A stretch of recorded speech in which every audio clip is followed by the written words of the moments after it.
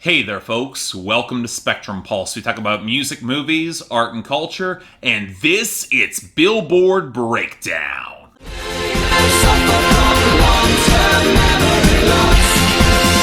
I don't remember. You know, it's funny. People were reaching out to me for my reaction when XXXTENTACION posthumously went to #1 this week, and all I tweeted was ... That was it. And so many people assumed or projected so many emotions upon that tweet when, really, I just did not care. I still don't care. I've said my piece on XXXTENTACION a number of times. My review of Question Mark was over 15 minutes long, and to see this response... well, it's very telling to say the least, that in the dumpster fire of the Hot 100 in 2018, instead of any of his other songs, American audiences chose to send the one where he's guilt-tripping a significant other by threatening suicide to #1, to the top of the charts. And what's refreshing? To see all the culpability here, because you can't blame this on the radio. Sad went to #1 on streaming, pure and simple. And that comes from you. You have to own that. If you want to commemorate an artist who openly bragged about nearly beating a gay man to death in jail, and you can't exactly separate art from the artist here in performative art forms anyway, and when it's said artist cult of personality that intrinsically defines his appeal, you gotta own that, even if it is just in passing. But you know what, I've already said too much with this, so let's move on to what will likely be #1 next week. I Like It by Cardi B, Bad Bunny, and J Balvin at #2. Big sales, good streaming, consistent YouTube, huge airplay momentum, she's going to #1. And I'm not really seeing what has the strength across the board to stop it. Nice for What by Drake would be a contender, but the margins have shrunk and the airplay momentum is sporadic. I don't see it reclaiming the top spot. Even when Scorpion drops, the chart rules are changing that same week, and that uncertainty doesn't really help Drake. Nor would it help Lucid Dreams by Juice WRLD, who is up to #4 thanks to streaming and nothing else. It jumped over Girls Like You by Maroon 5 featuring Cardi B at #5, which is absolutely huge in sales and rising on the radio, but despite being better than expected streaming, it's just not big enough there just yet. Hell, it shoved past Psycho by Post Malone featuring Ty Dolla $ign, put it down to #6, mostly thanks to getting overtaken in just about every category. It's definitely on its way out, although with its YouTube, albeit kind of slowly. I'd like to say that Booed Up by LMA will overtake it, but it's still at #7 because as much radio and YouTube likes that song, the sales, the on-demand streams, they're just not there. It did hold up above God's Plan by Drake down to #8, also losing in all categories, but thanks to YouTube not fast enough, and the last two, pretty self-explanatory. No Tears Left to Cry by Ariana Grande is at #9 because despite good radio and sales, she doesn't really have the streaming, and The Middle by Zedd, Maren Morrison, Grey at #10, on its way out because all it really has is radio, and that's in freefall at this point. And on that promising note are losers and dropouts. And let's not mince words, it was another bloodbath this week, with Kanye taking the brunt of it across the board, but the bigger dropouts are all mostly to be expected. You Make It Easy by Jason Aldean hitting the end of the chart run, and El Farsante by Ozuna and Romeo Santos, Singles You Up by Jordan Davis, and Drip by Cardi B and Migos hitting their runs mostly naturally. None of them are going to make the year-end list. But across the board, it was a rough week. And let's start off with Kanye. All Mine fell to 48, and Yikes dropped to 67. In fact, let's deal with all of hip-hop right now, because thanks to their reliance on streaming, they were going to suffer this week. Walk It, Talk It by Migos featuring Drake to 24, Pray For Me by The Weeknd and Kendrick Lamar to 61, Toddy by 6ix9ine and DJ Spin King to 68, Call Out My Name by The Weeknd continuing to crash at 73, and Overdose by Youngboy Never Broke Again to 90. But it's hard to avoid the feeling that the losses here are broader, with big hits to some pretty big songs like Havana by Camila Cabello featuring Young Thug to 39, or Wait by Maroon 5 to 44, or songs that just seem prematurely hit like Back to You by Selena Gomez forced to 33, or Done For Me by Charlie Puth and Kalani to 66. Then you had Dierks Bentley losing all of his momentum from last week with Woman Amen falling to 88, but Country Wasn't Out of the Woods Out Together with One Number Away by Luke Combs going to 57. And that doesn't even account for the rest of them. X by Nicki Jam and J Balvin falling to 69, Zombie by Bad Wolves going to 93, really amazed that song lasted this long, On the Way by Khalid, Ty Dolla $ign and Black dropping to 97, and Sativa by Jhené Aiko and Sway Lee hitting 98. And you already know what triggered the majority of this, because that's right,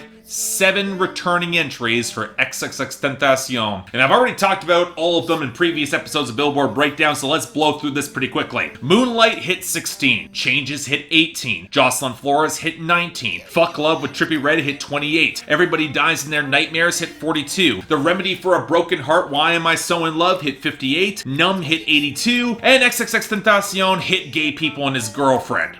I'm not sure there's a need to let that go as a point of historical record, so I'm not going to. Now, the odd returning entry is Medicine by Queen Naija, which came back to 100, and I honestly forgot this existed, so I don't really expect it to last. Now, our list of gains is a lot smaller and more explainable. I've already talked enough about Sad, but the biggest behind it is I'm Upset by Drake, getting a big boost to number 15 off the video with Degrassi and Jay and Silent Bob that doesn't disguise how thunningly mediocre the song really is. Then off the album bomb, Youngblood by 5 Seconds of Summer got a huge boost to 49. Not sure if it'll last, but it's got streaming of all things more than the radio, so I don't know, you never know. Then there's I Lived It by Blake Shelton getting a nice boost to 63. Good week on the radio, that explains it. And then the second rebound for Welcome to the Party by Diplo, French Montana, Lil Pump, and Xavier Ward to 87. But for the life of me, I could not tell you why this song keeps rebounding and then falling off. But of course, we got another busy week full of new arrivals, so let's kick things off with number 99, Friends by the Carters. That's how we keep popping out that binge, yeah. No foes, real friends, we ain't even gotta pretend, yeah. Get bands, spin it all on my friends, yeah. So we had a minor album bomb from Jay-Z and Beyonce this week under the couple named The Carters. Likely under that designation because their album didn't quite blow up as big as they were hoping, and I get the impression they both want to keep their individual streaks of number ones on the album charts intact. Anyway, I already reviewed the album at length, so I will aim to keep this short. It's got one legitimately great line from Jay-Z, tight circles, no squares, I'm geometrically opposed to you. But beyond that, do we really need to hear Beyonce's auto-tuned triplet flows against a rejected beat from Nav and bragging about how her friends are better than your friends? Not really something I'm into. Sorry. Number 96, Cop Shot the Kid by Nas featuring Kanye West.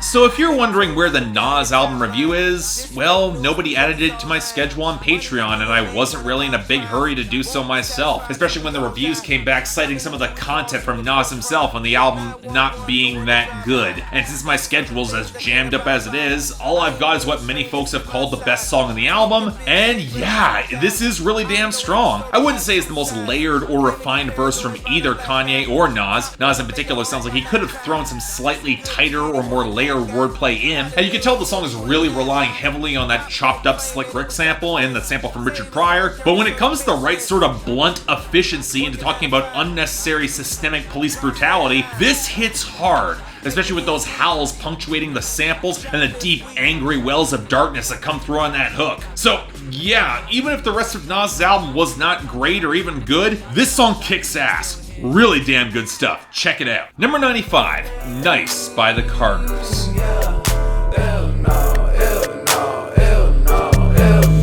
I can do anything.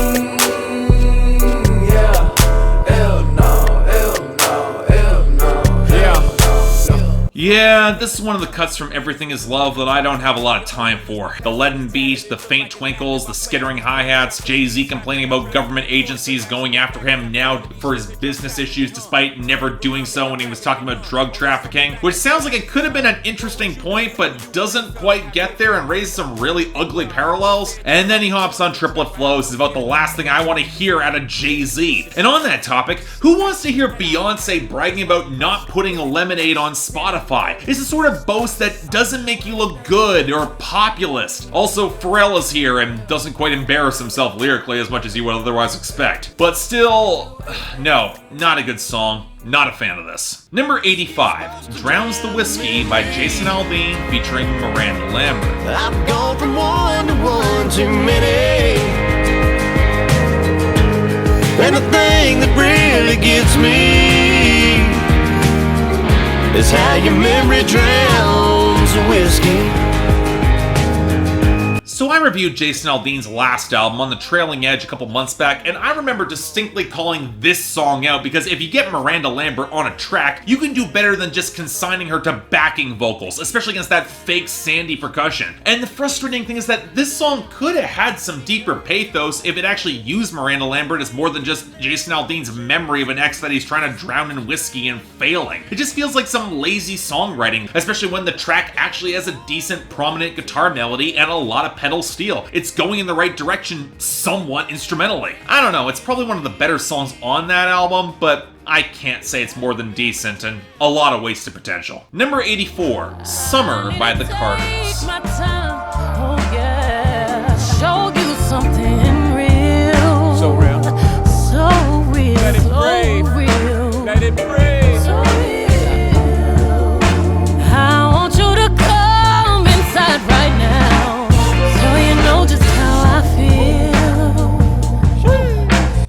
Nice, we got one of the songs that I actually like from Everything Is Love. A low, soulful bass groove with some nice foundations of guitar and arranged instrumentation, Beyonce leaning into her sensuality, and while Jay-Z's verse is not all that interesting, it's a nice point of reconciliation, especially against Beyonce's implication that he should just really back down instead of playing more of the game, and he seems kind of accepting of that, as he should be. And for a chill, languid song, even if it is interpolating a track from Jay-Z's own Magna Carta Holy Grail, I don't know, it's pretty good. I'll take it. Number 80, Hope by XXXTENTACION.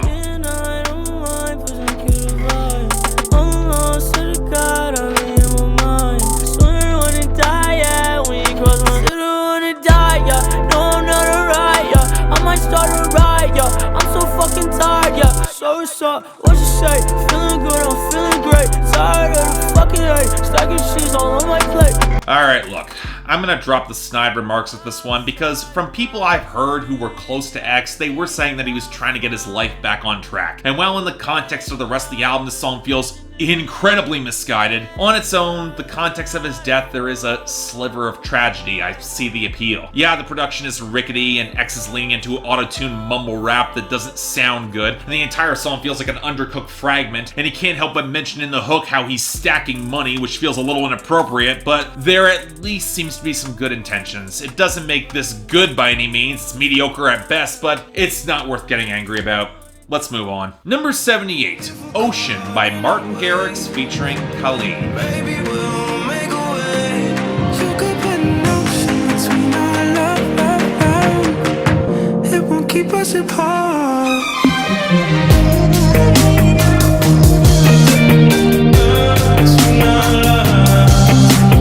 So I've generally been pretty open to whenever Khalid works with electronic producers, as they tend to provide him with the momentum that he rarely brings in his own work. So I had some expectations this could be pretty good. It's okay, I guess. Much to my surprise, Martin Garrix doesn't really give Khalid's production any sense of greater momentum, instead relying on drippy, reverb-saturated guitars, strings, and then a pitch-shifted breakdown with slight melodic embellishments on the guitars that really does not have a lot of impact for me. And yeah, Khalid, he sounds fine enough when you claw him outside of the auto-tune, but given that this is supposedly a love song, it's really melancholic and dreary. Not precisely bad, but not all that memorable either, if we're being brutally honest here. Number 77, Boss by the Carters. Ain't nothing to it. Boss. Ain't nothing to it. Nothing to it. Real one. Ain't nothing to it. Nothing. Boss. Okay, this is one of the songs I cited as having a possibility of marrying the trap vibe to Jay and Beyonce's style and making it kind of work, thanks to the fat horn leads and the slightly more opulent vocal samples fleshing out the background tone. But for that to have impact, it would have to sound like Beyonce cares more than just beyond flexing, and even then, beyond concepts of generational wealth that both artists have touched on better on previous albums, this just feels thin and underwhelming, especially with how flat Beyonce sounds on this hook. I mean, it's not terrible by any stretch, but it's kind of forgettable, and I'm still not really much of a fan. Number 74, Born to Be Yours by Kygo and Imagine Dragons.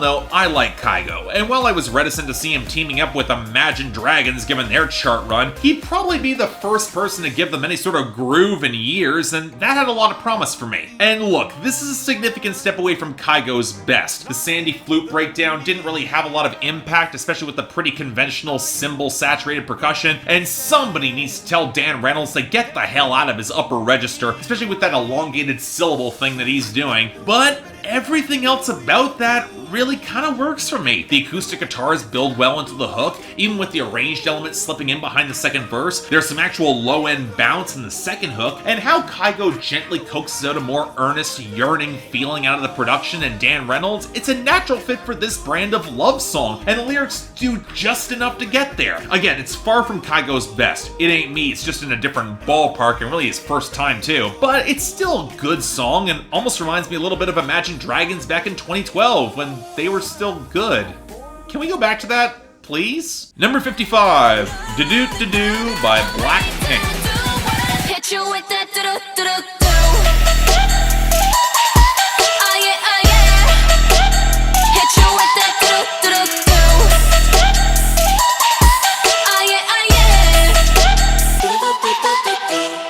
So, okay, I think we all just have to accept big K-pop debuts are going to be a thing on the Billboard Hot 100, so let's talk a bit about Blackpink. They're a K-pop girl group. This is their first breakthrough single on the Hot 100, and honestly, I don't feel like I've got a lot to say about it. I mean, I found the translation of the lyrics and the triplet flows and flexing are very by the numbers. The flute behind the jingling trap beat is kinda catchy, I guess, and while Blackpink seems to have a fair bit of vocal personality, I wasn't really wowed by that pop hook. It's just got a little bit too much reverb. And at the end of the day, this is not doing anything else that so many other trap pop artists haven't already done. Just that this time it's in Korean with the token English words and produced a little bit more of a budget. So, yeah, I don't know, it's fine. I probably prefer this over any number of mediocre MCs with less personality stateside, but again, not especially memorable and really not all that interesting. Just saying. Number 53, Bigger Than You by 2 Chainz, Drake, and Quavo. I bought a clan, then one of my verse. This shit bigger than you. I'm taking on a new path. Making them bitch take a bath. Little bit of bit through the mouth. Little nigga, who are you? Must be bulletproof. This shit bigger than you.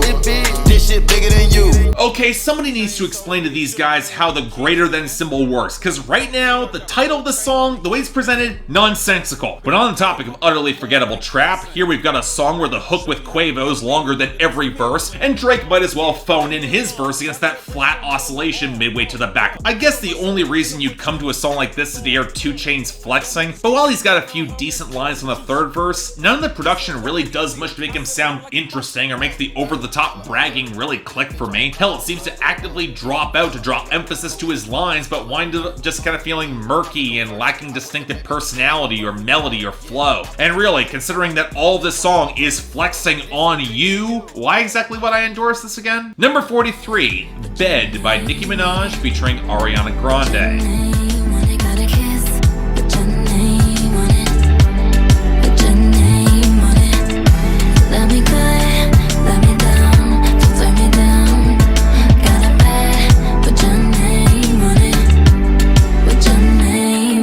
So I'm not going to speak on the Nicki Minaj controversies over the past week or so. I'm not surprised by any of it, more just kind of observing how it feels like the rollout of Queen has been utterly botched. Because what happened to that Lil Wayne song, Nicki? Is this now the new single? Now on the plus side, Nicki Minaj does have some good chemistry with Ariana Grande, so I'd hope this would be good, and I think that this is. Mostly because Nicki coaxes out the more restrained, sensual side of Ariana with the hazy, tropical vibe, and her hook is the biggest reason this song works at all, certainly connecting more than Nicki Minaj's sexual entreaties that can feel increasingly blunt, not helped by the auto-tune on the bridge and then rhyming words with themselves. And when you couple it with a groove that feels a little bit choppier than it should, and the only verse where I'd argue Nicki gets even close to working this is the third verse, and even then she's got that reference to Zayn and the delusion that anybody thinks that last album was sexy. Well, again, Ariana sounds great, and that's enough to make this at least passable. At least for me. And finally, number 13, APESHIT by the Carters. Fast like a Lambo. I be jumping out the stage. Oh, jumping, hey. Crowd better save up. I can't believe we made it. This is what we made. This is what we're thankful. This is what we thankful. I can't believe we made it.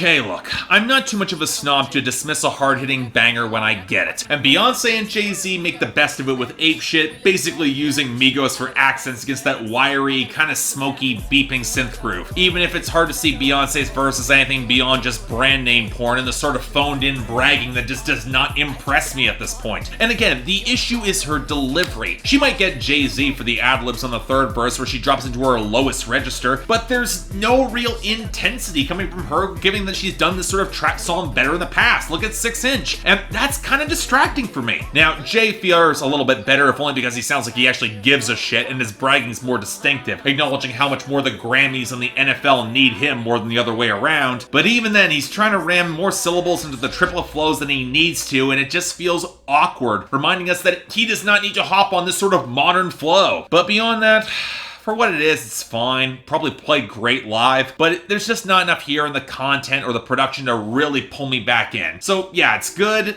Not great though. And that was our week. And really, for as much as the Carters dominated with their minor album bomb, I'm giving the best to Nas and Kanye with Cop Shot the Kid. It's dark as hell, just as hard hitting if not more so, and actually it's got a bit more meat to the content, even if Nas has done more lyrically in the past and the rest of his album might not have been all that good. Honorable mention, yeah, Kygo and Imagine Dragons with Born to Be Yours. It's a really solid, if kind of flawed little song. Now the worst, see, it's hard to pinpoint anything that's outright awful here, but Nice by the Carters is probably the song I like the least, with Hope by XXXTENTACION snagging dishonorable mention. Good intentions, very poor execution. Next week, well, Scorpion does not land its impact just yet. That's going to be happening midway through July, so I'm just praying for a breather. We'll have to see. But till then, I'm Mark, you're watching Billboard Breakdown on Spectrum Pulse, and I'll see you next time.